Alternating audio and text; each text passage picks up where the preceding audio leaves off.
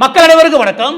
சவுக்கு சங்கர் அவர்கள் மீது தொடர்ந்து வழக்குகள் பதிவு செய்யறதுனால வெவ்வேறு விதமான விமர்சனங்கள் வந்திருக்கு. என்ன அப்படின்னா, பழிவாங்கும் நடவடிக்கையில் திமுக அரசு ஈடுபடுது.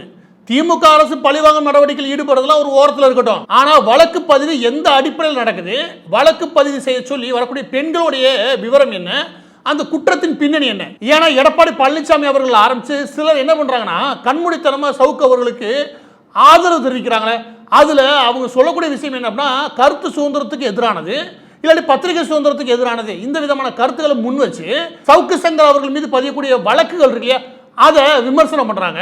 அந்த எல்லா பேருக்கும் நான் என்ன கேட்கிறேன்னா, உங்கள் வீட்டில் பெண்கள் இருக்காங்க, அந்த பெண்கள் மீது ஒரு அவதூறான விஷயத்தை பொதுவெளியில் யாராவது பரப்புனா நீங்க சும்மா இருப்பீங்களா? உங்க மனைவியோ இல்ல உங்க மகளோ இல்ல யாரோ ஒருத்தவங்க வேலைக்கு போகக்கூடிய இடத்துல அந்த இடத்துல கண்ணியமில்லாத வார்த்தைகளை பயன்படுத்தி அவங்களுடைய ப்ரொமோஷன் ஆரம்பிச்சு எல்லாத்தையும் விமர்சனம் பண்ணா அதை பொறுத்துக்கிட்டு போகணுமா? தற்போதைய நிலைமையில கூடுதலாக 3 வழக்குகளுமே பெண்கள் மீது அவதூறு பரப்புனதுக்காக சவுக்கு சங்கர் அவர்கள் மீது பதியப்பட்டுள்ளது. இது விவரத்துக்குள்ள போறதுக்கு முன்னாடி நான் உங்க எல்லாருக்கும் ஒன்று தெளிவுபடுத்துறேன். அது பொது வெளியில தெரிய வேண்டிய தகவல். அது என்ன அப்படின்னா, நம்ம இஷ்டத்துக்கு என்ன வேணா கதை விடலாம், முக்கியமாக பெண்களை பத்தி என்ன வேணாலும் பேசலாம்.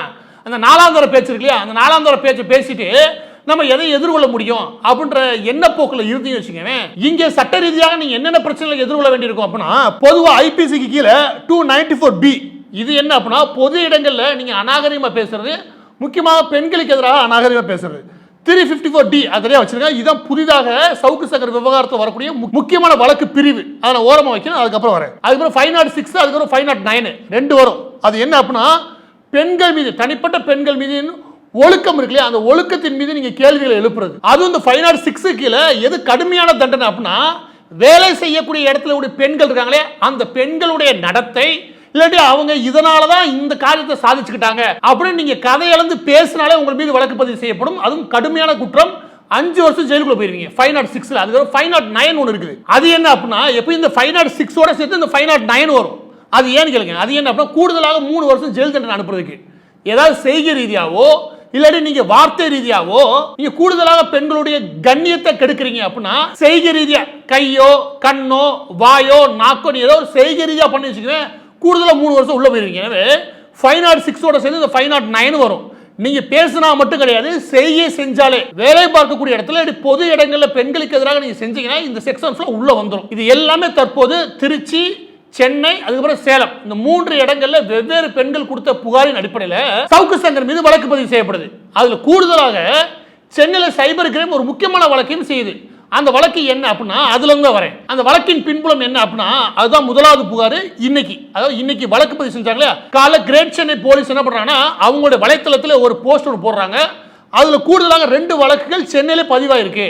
அதுல முக்கியமான ஒரு வழக்கு என்ன சொல்றாங்க அப்படின்னா, பத்திரிகையாளர், பெண் பத்திரிகையாளர் அவர்கள் கொடுத்த புகாரின் அடிப்படையில் நாங்கள் இந்த வழக்கை பதிவு செஞ்சிருக்கோன்றாங்க.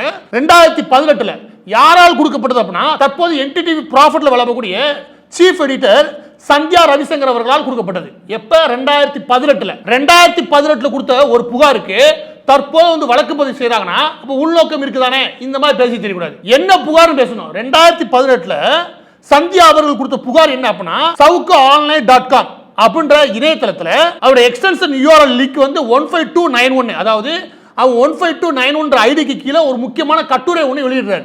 அது கோலமாவு சந்தியா, அது கோலமாவு சந்தியான்னு இந்த குறிப்பிட்ட பத்திரிகையாளருக்கு எதிராக அதில் அவர் முக்கியமான குற்றச்சாட்டுகளை முன்வைக்கிறார். இந்த குற்றச்சாட்டுகள் எல்லாமே பொய்யானவை. இந்த குற்றச்சாட்டுகள் எல்லாமே என்னுடைய கண்ணியத்தையும் என்னுடைய தனிப்பட்ட கேரக்டர் இல்லையா, அதை காலி செய்வதற்காக இவர் எழுதியிருக்காரு. இவருக்கு இதில் உள்நோக்கம் இருக்கு. இவர் மீது தகுந்த நடவடிக்கை எடுக்கணும்னு சொல்லி 2018 அவங்க புகார் அளிக்கிறாங்க. அந்த புகார்ல கூடுதலாக ஒரு விஷயம் சொல்றாங்க. அது என்ன அப்படின்னா, அதுல அவன் எழுதுனது மட்டும் கிடையாது, ஒரு CCTV ஃபுட்டேஜ் ஒன்று போடுறான். அந்த CCTV ஃபுட்டேஜ்ல இந்த குறிப்பிட்ட பத்திரிகையாளர் ஒரு பில்டிங்ல போறாங்க வராங்க, இவ்வளவுதான். இதை வச்சு என்ன கதை எழுதுறேன் அப்படின்னா, அதற்கு முன்பு வேலை பார்த்த ஒரு காவல்துறை அதிகாரி, இவங்களும் பெரிய அளவில் கனெக்ஷன்ல இருக்காங்க. அதோட சேர்த்து இந்த சந்தியா இருக்காங்களே, யார் இந்த பத்திரிகையாளர், இந்த பத்திரிகையாளர் சந்தியா அவர்களுடைய முழு கட்டுப்பாட்டில் தான் ஸ்டாலின் அவருடைய மருமகன் சபரீசன் இருக்காரு அப்படின்னு எழுதுறான். இதுக்கு ஏதாவது ஆதாரம் இருக்கா? ஒரு CCTV ஃபுட்டேஜ்ல ஒரு பெண் உள்ள போயிட்டு வந்தா உன்னால இவ்வளவு கதை சொல்ல முடியுமா? இந்த டீ கடையில் உட்காந்து அடுத்த வீட்டு பெண்களை பத்தி அவதூறா பேசுறாரு, அவனுக்கு இவனுக்கு என்ன வித்தியாசம்? என்ன ஆதாரம் இருக்கு? ஸ்டாலின் அவருடைய மருமகனுக்கு எதிராக 1008 குற்றச்சாட்டுகள் நாங்களே வைக்கிறோம், அவர் மீது 1008 பிரச்சனைகள் நாங்களே வைக்கிறோம். ஆனா ஒரு பத்திரிகையாளர் கட்டுப்பாட்டில், அது ஒரு பெண் பத்திரிகையாளரோட கட்டுப்பாட்டில் தான் சபரீசன் அவர்கள் இருக்காரு அப்படின்னு லிங்க் எழுதுனீங்கன்னா அதோட சேர்த்து ஓய்வு பெற்ற ஒரு காவல்துறை அதிகாரிக்கும் இந்த குறிப்பிட்ட பத்திரிகையாளருக்கும் கனெக்ஷன் இருக்குன்னு எழுதுங்கன்னா அதை எப்படி சமூகம் புரிஞ்சுக்கும்? அப்படி திட்டமிட்டு தானே எழுதுற. இப்ப இது சார்ந்த புகார் வந்து 2018 செப்டம்பர்ல கொடுக்குறாங்க. அதுக்கப்புறம் அக்டோபர் மாதம் இவங்களுக்கு என்ன பதில் கிடைக்குது அப்படின்னா, யாரு எடப்பாடி பழனிசாமி அவர்கள் ஆட்சி அதிகாரத்தில் இருக்கும்போது கொடுக்கப்பட்ட புகாருக்கு என்ன இவங்களுக்கு பதில் கிடைச்சது தெரியுமா? என்ன பதில் கிடைச்சதுன்னா, நீங்க போய் ஒரு டெஃபமேஷன், அதாவது உங்கள் மீது அவதூறு பரப்புன்னு சொல்லிட்டு நீங்க நீதிமன்றத்துக்கு நேரா போகலாமே, எந்த எஃப்ஐஆரும் பதிய முடியாது. இந்த லட்சணத்தை எடப்பாடி பழனிசாமி அவர்கள் அந்த நேரத்தில் டீல் பண்ணாரு. ஏன்னா சவுக்கு சங்கர் அவர்களுடைய தேவை அவருக்கு இருந்திருக்கு. அப்புறம் தான் ஒரு வலையை போட்டு வைப்போம், பின்னாடி தேவைப்படுவாரு. யோசிச்சு பாருங்க, ஜெயலலிதா எம்ஜிஆர் போன்ற பெரும் தலைவர்கள் இருந்து ஆட்சி நடத்துனது போக அந்த அதிமுகவுக்கு சவுக்கு சங்கர் ஒரு ஆள் தேவைப்பட்டிருக்காரு. அந்த லட்சணத்தை நீங்க ஆட்சி நடத்தினா யார் உங்களை மதிப்பா? இப்ப அதுக்குள்ள போக விரும்பல, விஷயத்துக்கு வரேன். எனக்கு என்னன்னா 2018 அக்டோபர்ல நீங்க அவதூறு வழக்கு தொடர்ந்துக்குங்க அப்படி சொல்லி காவல்துறை எஸ்கேப் ஆயிருக்கு. அவர் 2019 பல இடங்கள்ல முட்டினதுக்கு அப்புறம் இந்த சந்தியான்ற பத்திரிகை என்ன பண்றாங்க அப்படின்னா, நேரா பிரதமருடைய அலுவலகத்துக்கு புகார் அனுப்புறாங்க. நான் கொடுத்த புகார்ல உரிய ஆதாரங்கள் இருக்கு, ஆனா அதன் அடிப்படையில் எஃப்ஐஆர் ஃபைல் பண்றதுக்கு இங்க காவல்துறை தயாரா இல்ல அப்படின்னு அக்டோபர் மாதம் 2019 திரும்ப பிரதமருக்கு அவங்க ஒரு புகார் அனுப்புறாங்க. பிரதமர் அவர்களுக்கு அனுப்பக்கூடிய அந்த புகாருக்கு திரும்ப அவங்களுக்கு பதில் கிடைக்குது. உரிய நபர்களுக்கு அந்த குறிப்பிட்ட புகார் திருப்பி அனுப்பப்படுது.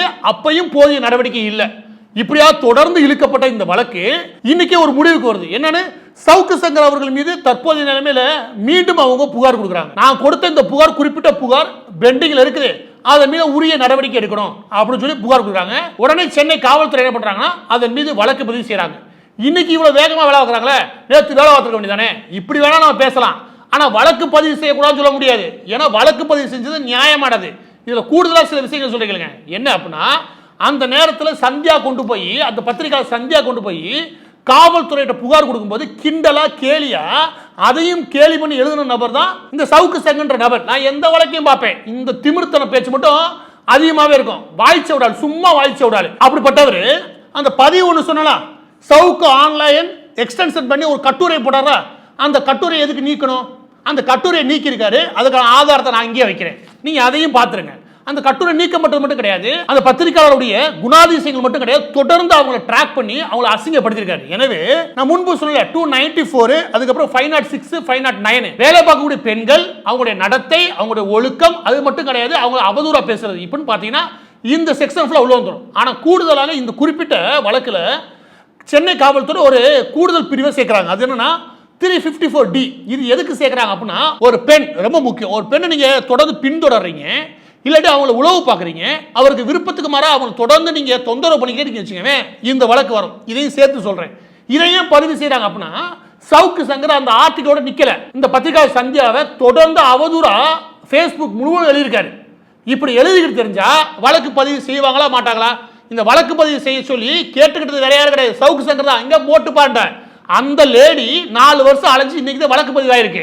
இதுல என்ன தப்பு இருக்குன்னு நான் கேட்கிறேன். இந்த இடத்துல உங்க எல்லா பேருக்கும் என்ன தோணும் சொல்றீங்க? என்ன அப்படின்னா, ஏதோ ஒரு வாய் வார்த்தையில் பேசுகிறாரு, எழுதுகிறாரு. அந்த ஒரே ஒண்ணு நம்ம எக்ஸப்ஷனலா விட்டுறோம் இல்லையா, ஏதோ விதிவிலக்க விட்டுறோம் இல்லையா அப்படின்னா, சவுக்கு சங்கருக்கு இதே பழக்கம் தான். எது இந்த பழக்கம் ஒண்ணு இன்னைக்கு நேற்று கிடையாது. 2016 மகாலட்சுமி சன் டிவியில் விளம்பக்கூடிய செய்தியாளர், அந்த குறிப்பிட்ட செய்தியாளருடைய தனிப்பட்ட வாழ்க்கையை எவ்வளவு முடியுமோ அவ்வளோ அநாகரிகமா எழுதி தள்ளினாலு இந்த சவுக்கு சங்கர். அதுக்காக ஒரு பெரிய பிரச்சனை ஒன்று வந்துச்சு. அது தவறு மட்டும் கிடையாது, மிக இழிவான செயல். 2016 ஆரம்பிச்ச இந்த பழக்கத்தை அதுக்கப்புறம் அவர் விடவே இல்லை. யாரு? இந்த சவுக்கு சங்கர். 2018 சந்தியா பத்தி எழுதியிருக்காரா? அதுக்கப்புறம் 2 வருஷத்துக்கு முன்னாடி நீதிமன்றத்தில் வேலை பார்க்கக்கூடிய எல்லா நீதிபதிக்கு கீழே வரக்கூடிய அந்த பெண் ஊழியர்கள் இருக்காங்களே, அவங்க எல்லாம் அட்ஜஸ்ட் பண்ணி தான் வாழ்றாங்க. அதுவும் முக்கியமாக விதவையா இருக்கக்கூடிய நபர்களா பார்த்து நீதிபதிகள் தூக்கி போட்டு வச்சுட்டு அந்த வேலையை ஏவுறாங்க அப்படின்னு சொல்லி ஒரு முக்கியமான கேவலமான குற்றச்சாட்டை பேசுனதும் இதே சவுக்கு சங்கர் தான். இப்ப சமீபத்தில் லா அண்ட் ஆர்டருடைய ஏடிஜிபி இருக்கக்கூடிய அருண் அவர்களுடைய நடத்தையை பேசினார். அவர் ஜாதி இழுக்க வேண்டிய அவசியம் என்ன? ஜாதி இழுத்தாரு. அவர் பொம்பளை பொறுக்கின்னு சொன்னார். அதை தாண்டி அவருக்கு கீழே வேலை பார்த்த எல்லா பெண் அதிகாரிகளும் ப்ரொமோஷன் ஆகிறதுக்கு காரணமே அவர் குறிப்பிட்ட வகையில் அருணோட அட்ஜஸ்ட் பண்ணி போனான்னு சொன்னா, அது கீழே வேலை பார்த்த பெண்களுடைய குடும்பம், எல்லா பெண்களோட நிலைமை இதுதான். இப்ப அடுத்த கேஸ், அதாவது சந்தியா அவர்கள் சென்னையில் கொடுத்த ஒரு கேஸுக்கு இப்ப எஃப்ஐஆர் பார்த்தீங்களா? அடுத்த 2 எஃப்ஐஆர் எங்க ஃபைல் ஆகுது அப்படின்னா, திருச்சி பக்கத்துல முசிறி பகுதியில் ஒரு பெண் டிஎஸ்பி கொடுக்குறாங்க. என்ன புகார்? இப்படி கொடுக்கறதுனால என்னுடைய ஒழுக்கம் மற்றும் கண்ணியம், எங்க வேலை பார்க்கறோம் இல்லையா, அதுல ஒரு பெரிய அவமானமா நான் கருதுறேன் அப்படின்னு யார் கருதுவா? எந்த பெண் காவலருமே கருதுவாங்க. நம்ம பதவி உயர்வுக்கு காரணமே அருணோட அட்ஜஸ்ட் பண்ணி போனதான் அப்படின்னு சவுக்கு சொல்றாரு அப்படின்னு எல்லாரும் வருத்தப்படுவாங்க மாட்டாங்களா? அதுல திருச்சியில ஒரு முஸ்லீம்ல ஒரு டிஎஸ்பி வந்து தானே முன் வந்து புகார் கொடுக்குறானா? ஏன் புகார் கொடுக்க கூடாதா? அதுக்கான உரிமை அவங்களுக்கு கிடையவே கிடையாதா? அதுக்கடுத்து சேலம்லையும் அதே மாதிரியான ஒரு புகார் அடிப்படையில் தான் வழக்கு பதிவு செய்யப்படுது. எனவே இந்த அடுத்தடுத்த பெண்கள் கொடுக்கக்கூடிய புகார்ல நியாயமான காரணங்கள் உண்டு. அதன் மீது நிச்சயமான நடவடிக்கையும் அவசியம். சவுக்கு சங்கர் அவர்கள் மீது பழிவாங்க நடவடிக்கை, அந்த நடவடிக்கை, இந்த நடவடிக்கை, திமுகவுக்கு எதிராக பேசுறது, இதெல்லாம் எனக்கு உடன்பாடு கிடையவே கிடையாது. இந்த ஒட்டுமொத்த விவகாரத்தை பொறுத்த வரைக்கும் சவுக்கு சங்கர் ஒரு தடவை கிடையாது, 2 தடவை கிடையாது, பல முறை இந்த மாதிரி பேசுறது, தனக்கு பிடிக்காத நபர்களை கட்டம் கட்டி எந்த அளவுக்கு முடியுமோ அந்த அளவுக்கு அவங்களுடைய கேரக்டரை காலி பண்றது, அதுக்காக எந்த எல்லையும் தொடர்றது. அந்த எல்லையில எது வரைக்கும் போறாரு? ஜாதி, பெண்கள் தொடர்பு, அசிங்கமா என்னென்ன முடியுமோ இந்த பைல்வான் ரங்கநாதன் ஒரு ஆள் பேசிட்டார்ல, அந்த மாதிரி பேசிக்கு தெரிஞ்சா வழக்கு பதிவு செய்யதான் செய்வாங்க. ஆகவே தற்போதைய நிலைமையில முதலாவது வழக்கு கோயம்புத்தூர்ல, அதுக்கு தான் உள்ள போனாரு. 2வது தேனியில கஞ்சா வழக்கு, அதுமே நம்பிக்கை கிடையாது. 3வது சேலம், 4வது திருச்சி, 5வது சென்னை. அதுக்கடுத்து லிஸ்ட் கட்டி முக்கியமாக அதிமுகவுடன் தொடர்புபடுத்தி ஏகப்பட்ட புகார்கள் வந்திருக்கு. எனவே சவுக்கு சங்கர் அவர்களுடைய இந்த நடவடிக்கைக்கு பின்னாடி அதிமுகவும் இருக்கா அப்படின்ற கேள்வியும் சேர்த்து அடுத்த சில புகார்கள் இன்னும் 2-3 நாட்கள் வர ஆரம்பிக்குது. எனவே எக்காரணத்தை கொண்டும் சவுக்கு சங்கருக்கு இன்னைக்கு யாரா 2-3 பேர் ஆதரவாக நிற்கிறாங்கன்னா அவங்க எல்லாரும் தனிப்பட்ட விதத்தில் ஏதோ ஒரு ஆதாயத்தை தேடி பின்னாடி தங்களுக்கு நிறைய குட்டி கதை சொல்லுவாரு, அவரை வச்சு வேலை வாங்கலான்னு இவங்க நினைக்கிறாங்களே ஒழிய இவங்களுக்கு நேர்மை எதுவும் கிடையாது.